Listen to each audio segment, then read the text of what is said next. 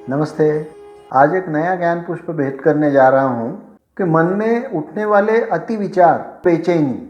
कई बार हमने ये अनुभव किया होगा कि हमारे मन में इतने सारे विचार चलते रहते हैं और हम उन्हें रोकने का कितना भी प्रयास कर ले, ये रुकते नहीं हैं। और फिर इससे अनिद्रा का समस्या उत्पन्न होता है या फिर थकावट का समस्या उत्पन्न होता है। और मन की थकावट शरीर की थकावट से बहुत ज़्यादा गहरी होती है। तो ज़्यादा विचार करने में कोई बुराई नहीं है, विचार करना कोई बुरी बात नहीं है। विचार अगर सही है तो कोई समस्या नहीं होती, यह फिर समस्याओं का समाधान लाती है अगर ये सही दिशा में हो तो। ये जो सारे वैज्ञानिक हैं तो ये इतना ज़्यादा सोच सोच के ही तो इन्होंने समस्याओं का समाधान ढूंढ निकाला है ना। आमतौर पर हमें दो तरह के विचार आते हैं।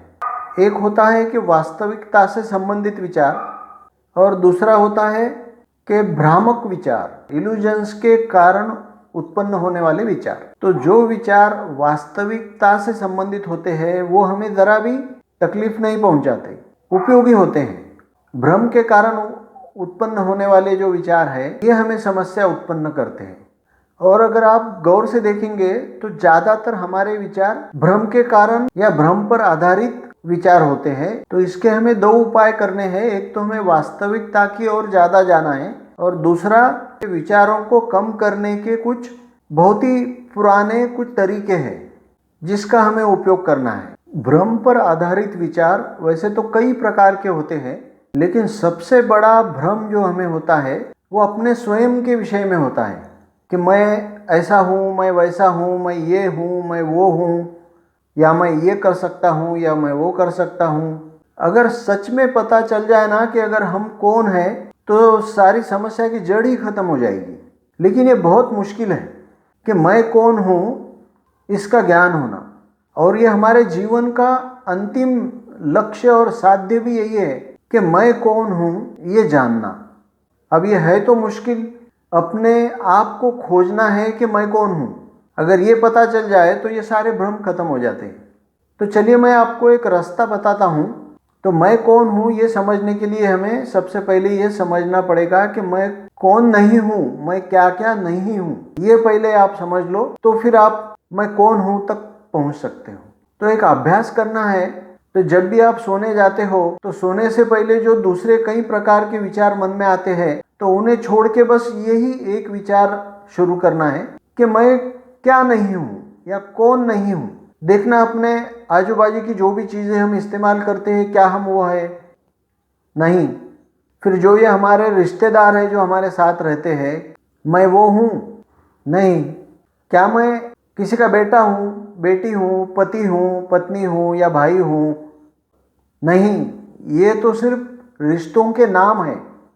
हम किसी के मित्र हो सकते हैं, देश के नागरिक हो सकते हैं, ये तो सिर्फ नाम मात्र है दर्शाने के लिए।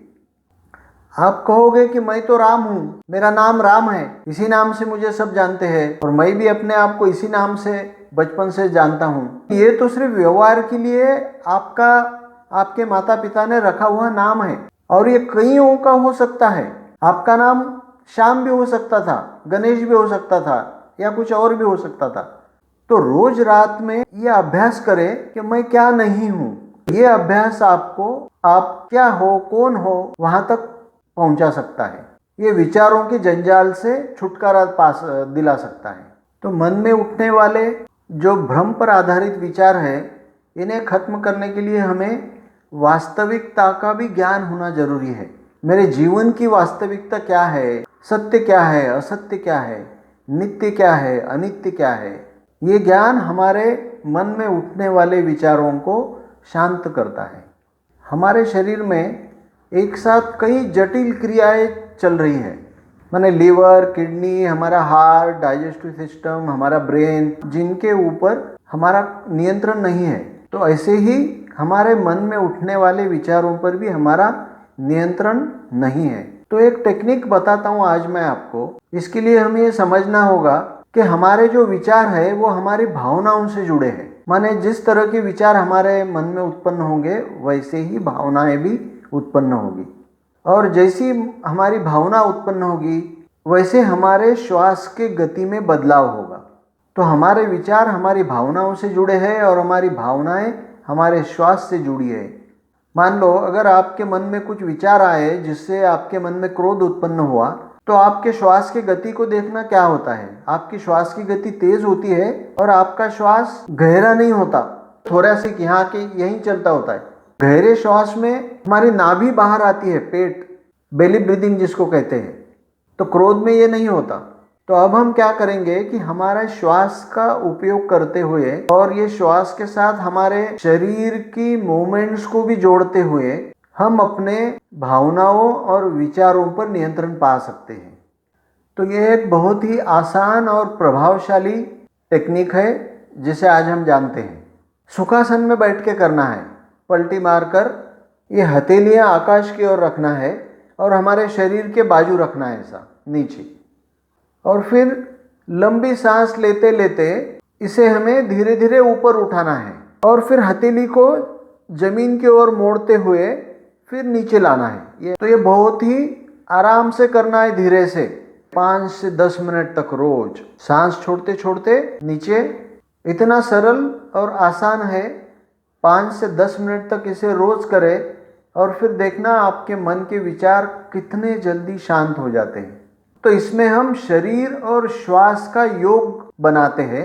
शरीर और श्वास के योग के माध्यम से हमारे विचार और भावनाओं पे नियंत्रण हम कर सकते हैं। एक और महत्वपूर्ण बात जरूरी है, खाने पीने की वस्तुएं हैं, इसके ऊपर भी हमें ध्यान देना है। इनका भी बड़ा प्रभाव होता है हमारे मन में उठने वाले विचारों पर।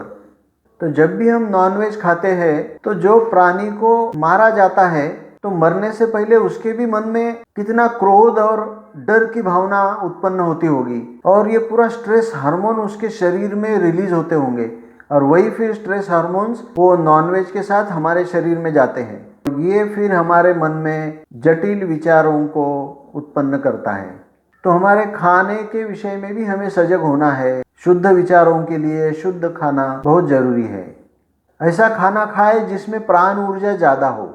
मतलब जो भी खाने की चीज़ ज़्यादा समय तक टिकती है, बने रहती है, अच्छी बने रहती है, उसमें ज़्यादा प्राण ऊर्जा होता है। जो जल्दी खराब हो जाती है उसमें सबसे कम या नेगेटिव प्राण ऊर्जा होता है। तो नॉनवेज देखना कितना जल्दी खराब हो जाता है। तो ज़्यादा प्राण ऊर्जा होने से भी ये मन में उठने वाले विचारों को हम नियंत्रित कर सकते हैं।